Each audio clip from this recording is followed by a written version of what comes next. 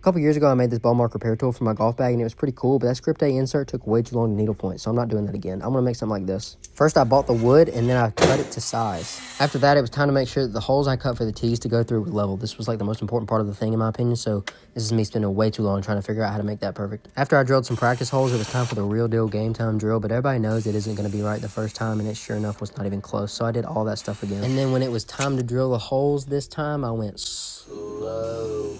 Once that was pretty good, I moved on and hollowed out the middle. To start, I drilled holes through the middle, and then I put my saw through the holes to hollow out the rest.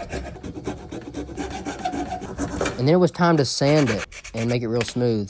And then I put this varnish on there to make the wood match the color of the tees better. And while that was drying, I started to cut out this plastic thing so that I could make the middle clear. When I was trying to put the tees through the hole, it kind of broke the tee, so I had to change these blue tees and make the hole a little bit bigger, and then that was still not really working, so I had to change these kind of bummy tees, but whatever. I marked out and cut out more of that plastic insert, but it was just not working, so I gave up on that and did something different.